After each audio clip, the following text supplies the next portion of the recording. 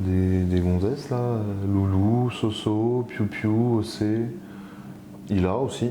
Tu vas toutes les nommer là? Non, juste Celles que tu préfères? pas celle que je préfère.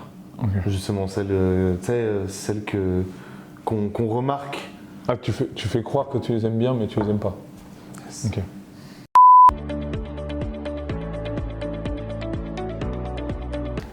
Gwendal Poins, 25 ans, ancien joueur du SC Le Rugby et coach de l'équipe féminine. Et Augustin Gras, Gus, 28 ans, joueur en senior et entraîneur de l'équipe féminine.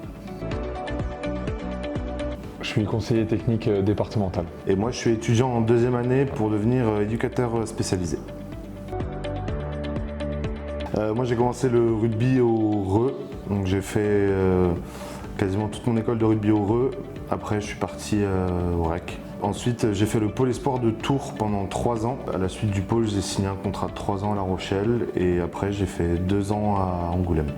Et moi j'ai commencé à Carcassonne, ensuite j'ai fait 1 an à Béziers, je suis revenu à Carcassonne où j'ai fait toutes mes catégories jeunes à partir de cadet et ensuite je suis arrivé en senior ici, au RE.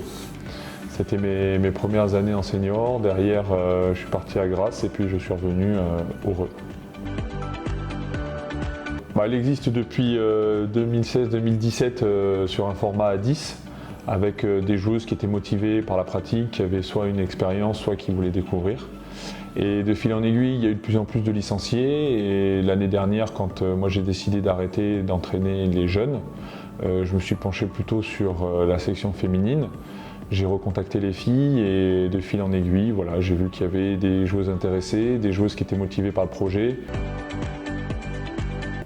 Déjà l'objectif, je pense que c'était déjà de créer une équipe à 15. Je pense que c'était l'objectif premier. Après, au fur et à mesure du début de la saison et un peu des performances qu'on a eues et certains résultats, je pense qu'on a un peu revu nos objectifs à la hausse. Mais de base, c'était construire une équipe et pouvoir justement permettre aux filles de découvrir le rugby à 15. Au départ, j'avais le projet de reprendre la section féminine avec Laura, qui est une joueuse qui préparait son concours pompier, donc qui se mettait un petit peu de côté sur le terrain, mais qui voulait quand même continuer à suivre le groupe. Et puis après, de fil en aiguille, voilà, Bebe est venu aussi, Gwen nous a proposé son expérience, Yann le fait aussi actuellement. Voilà, nous, ça nous permet notamment d'avoir du monde et d'avoir de la présence sur le mardi soir quand on s'entraîne en senior.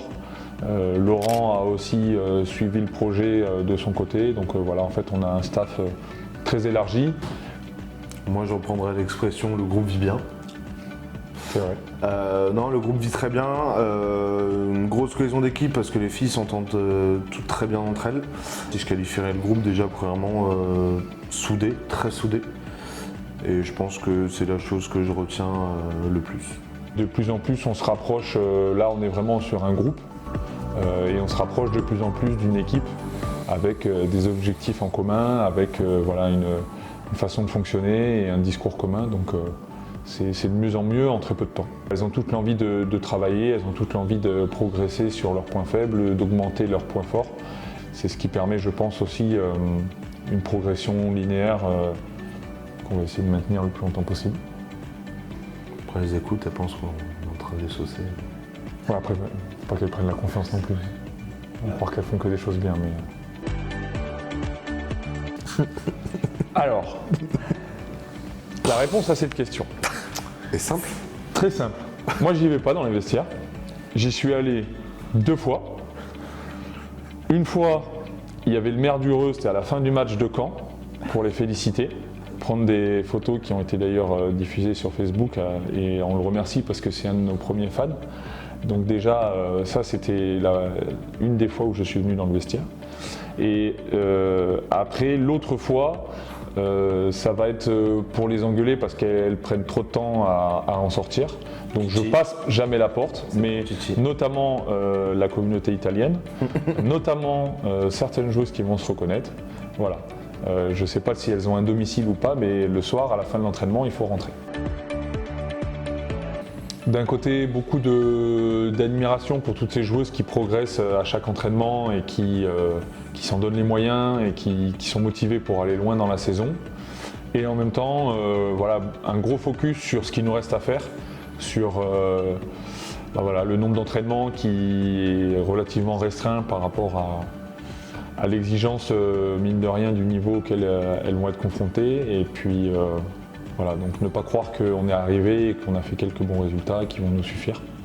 Mais voilà, hâte de continuer à enchaîner les performances, à continuer à progresser, à récupérer les blessés. Ça aussi, c'est voilà, une problématique sur laquelle il faudra se pencher à l'avenir, mais voilà, essayer de mieux préserver les joueuses peut-être, mais en tout cas, ouais, satisfait pour le moment. Puis surtout, pas s'arrêter en si bon chemin et voir par l'avenir jusqu'où on est capable d'aller. Moi, je pense que c'est le plus important. Je pense que les ambitions, elles sont collectives. Elles sont autant pour les joueuses que pour les coachs. Je pense que c'est déjà prendre du plaisir quand on vient à l'entraînement. Je pense que ça se voit. Le groupe, je vais le reprendre, mais le groupe vit bien.